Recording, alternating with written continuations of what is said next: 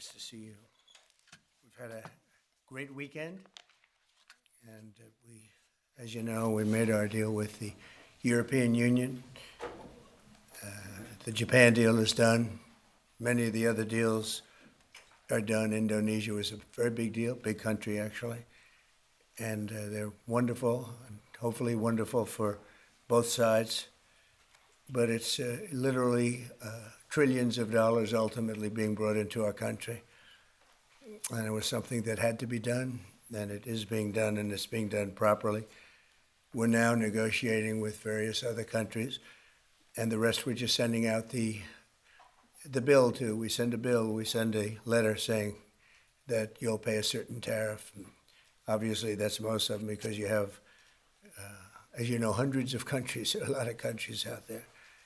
So we look at the deficit, or we look at the surplus, and we look at the country and how the country's treated us, and lots of other things go into the equation.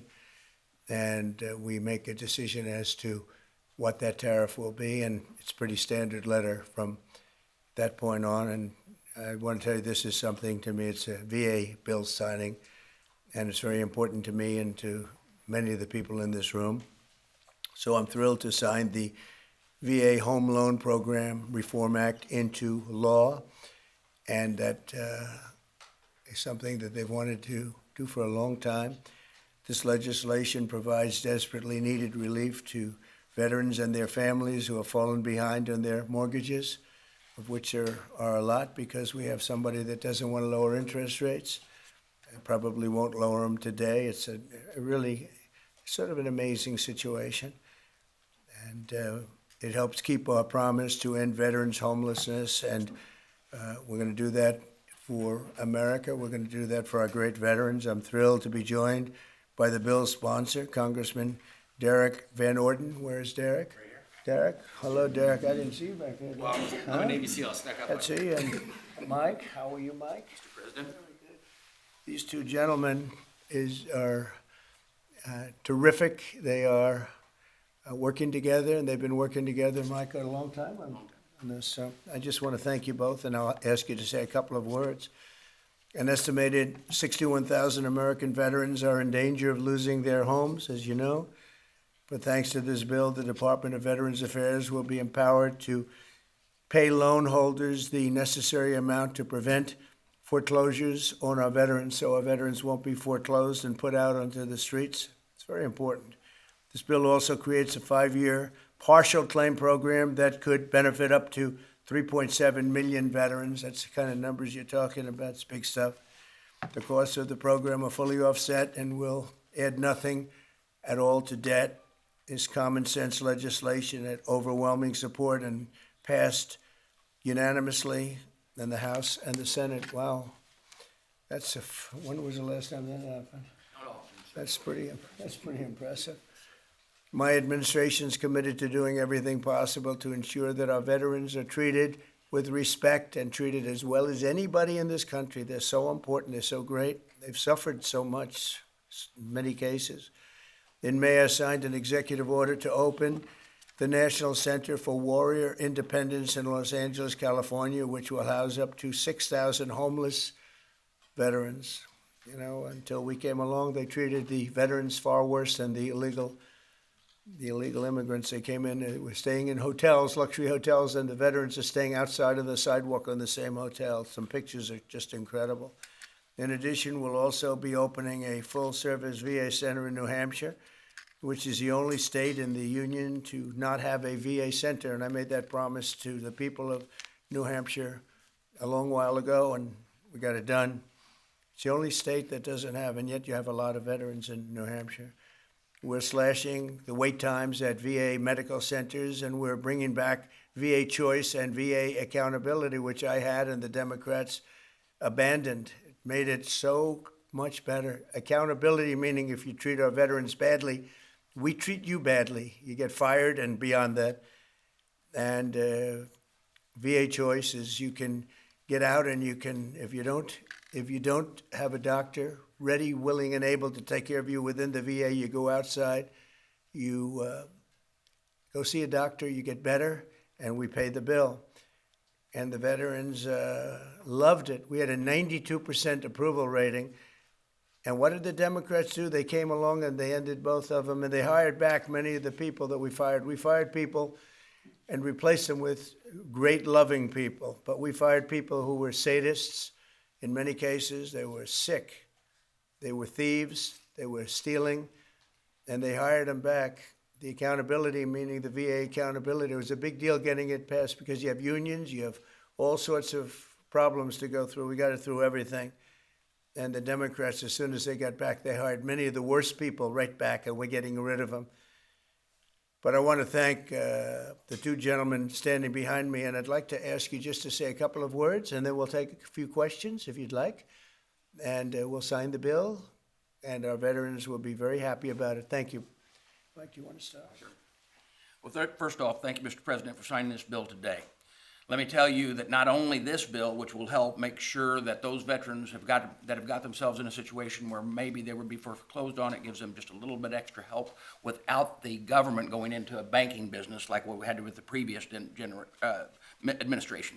I also want to say thank you too, though, for appointing Doug Collins as our secretary for the VA. As chairman of the VA, having the opportunity to work with Doug, one, because we worked together before, but he has the right attitude, and the attitude is the VA is not about bureaucracy. It's about the veterans, and we want to keep it that way. That doesn't mean we don't have a good workforce. What it means is that workforce is focused on the veterans, not on making sure that the VA grows, but making sure that the VA does the job it's supposed to do. And thank you, Mr. President, it's your leadership that allows that to happen. Thank you, everybody, for coming here today. Thank you, Mr. President, for hosting us here. I'm the longest-serving enlisted member of the United States military to ever get elected to Congress in the history of our nation. And I'm unequivocally stating right now that President Donald J. Trump is the most positive, pro-veteran president in the history of this country. And so he backs up his words with deeds, and this is another example of how President Trump is taking care of our veterans. So, sir, I'm very thankful for you, for your leadership, and let's get this thing done and get our veterans into homes. So God bless you, and God bless the United States. Thank you, my friend. Thank you. Let's sign first, and we'll take a couple of questions. Yes. And get it done. We've been waiting a long time. And I do want to commend Doug Collins, because I hear he's doing He's doing a fantastic job. He's done an incredible job.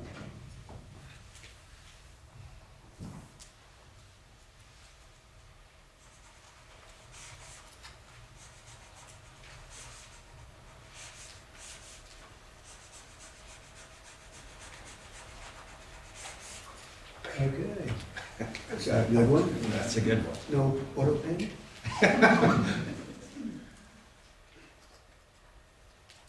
It's a very important bill, and we want to thank everybody for the great help, but in particular, you two guys have done a fantastic job. Thank you very much.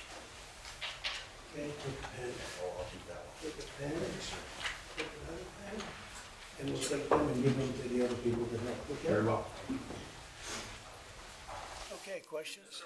Mr. President, you said that higher interest rates are making it harder for veterans to refinance. There's a stronger than expected GDP report this morning. What do you say to analysts who worry that lowering interest rates would actually lead to inflation? Well, if that happens, then we just raise them. What you do is you lower them, and let's see if there's inflation. Right now, there's no inflation. Everybody thought there would be. All we have is billions of dollars of cash pouring into our country from other countries that took advantage of us for many, many years. You know, they were taken advantage of. We were like the stupid people that didn't know what they were doing. They took advantage of us. Other countries, friend and foe. And by the way, the friend was oftentimes much worse than the foe when it comes to trade. So if that happens, what you do is you raise your rates and you do what you have to do to stop inflation. But we're keeping the rates high, and it's hurting people from buying houses, and we don't want that.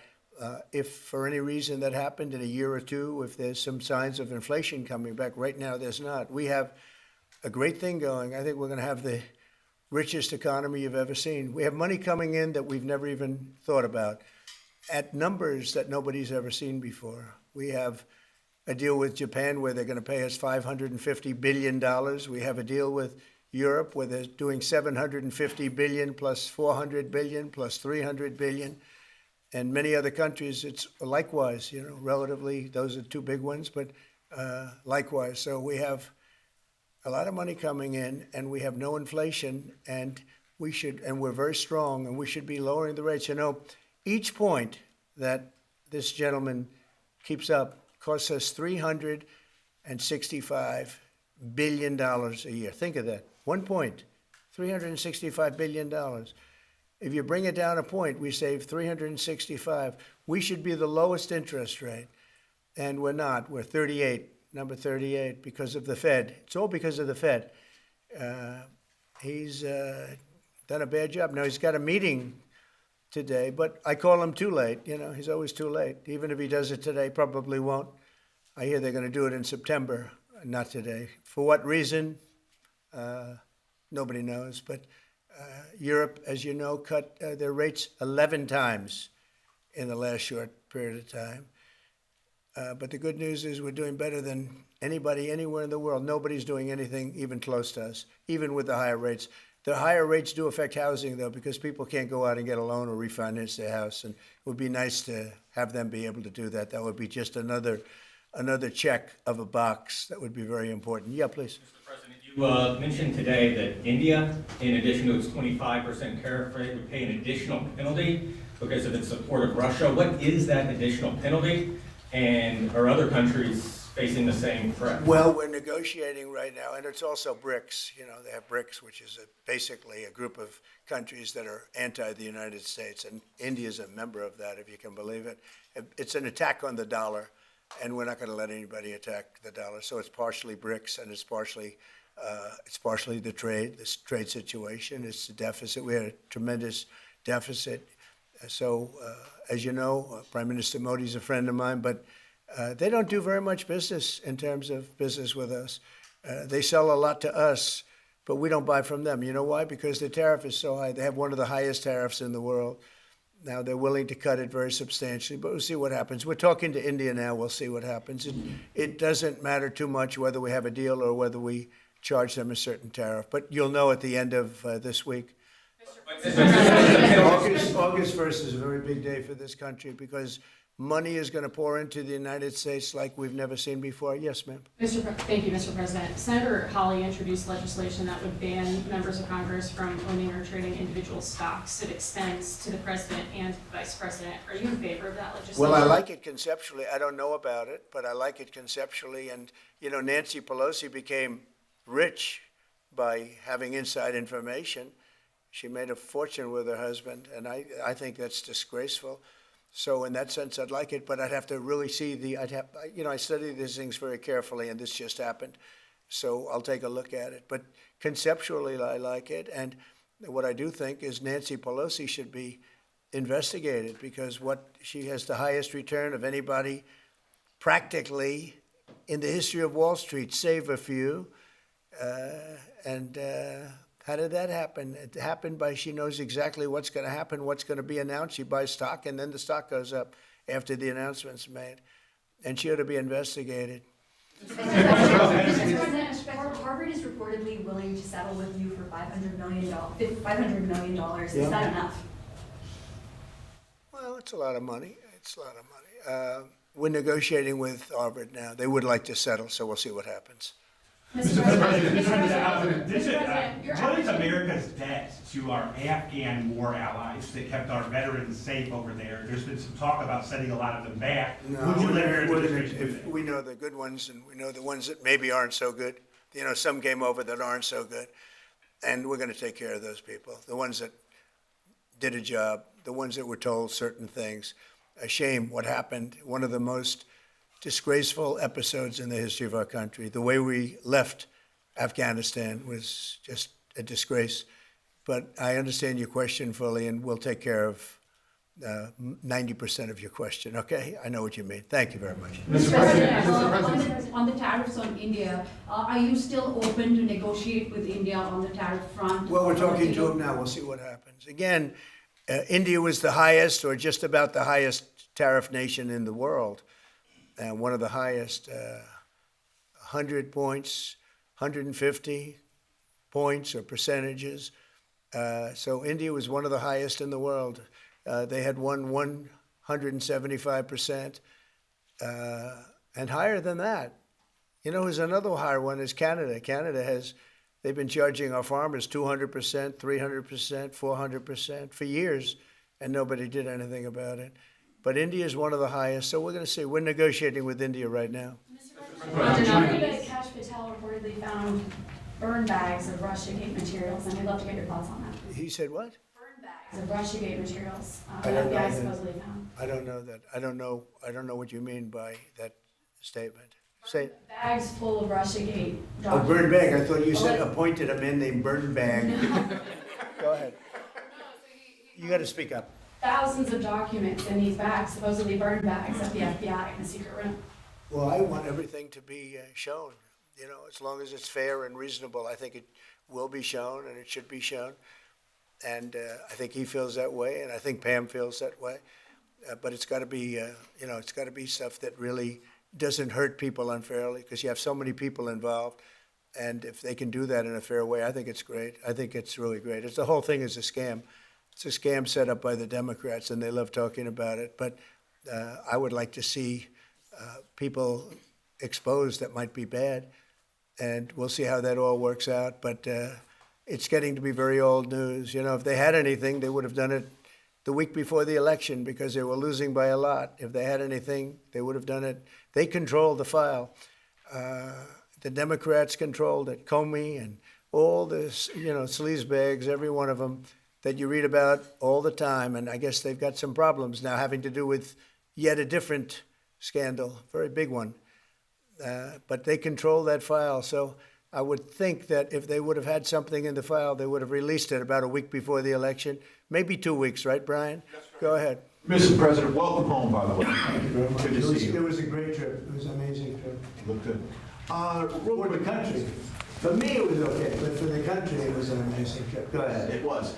Many parents are preparing to send their kids back to school in a few weeks. Now, this will be the first time they've gone back to school under the second administration for you. Now, the previous administration labeled a lot of parents domestic terrorists for showing up at school board meetings. What's your message to parents now as they return their kids to school, knowing that they have the support of you? Well, the beautiful thing is, as you know, we've gotten rid of the woke.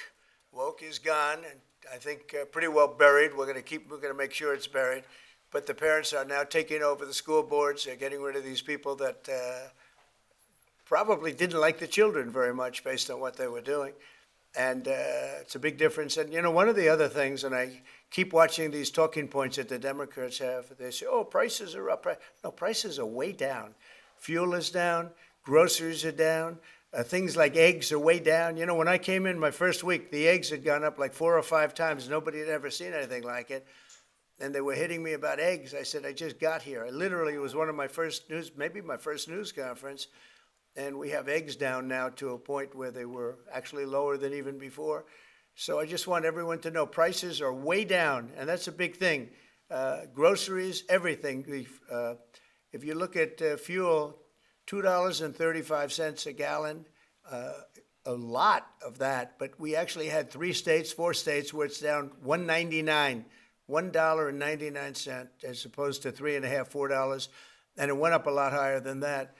They got rid of my policy, and then it went through the roof, and then they brought my policy back, but it was too late. They blew it. We had the highest inflation in the history of our country, and now we have no inflation. We have nothing but cash coming in. The world respects us again. We're a really great, proud country, and I say it, I'll say it again, many, many leaders of other countries, I'm dealing with a lot of them today on their tariff situation. They owe us a lot of money. But many countries said to me, and almost in the same words, you were a dead country 1 year ago, and today you're the hottest country anywhere in the world. We are the hottest country right now anywhere in the world, and that's why we're taking care of our veterans. Okay? Thank you very much, everybody. China. Mr. President, on China, did Secretary Bessent brief you today? Thank you guys, press. We're moving along with China. We're doing fine with China. I think it's going to work out very well. We're right in step. I think we're going to have a very fair deal with China. Thank you. Mr. President, what did you think Epstein was stealing those women for? Thank you.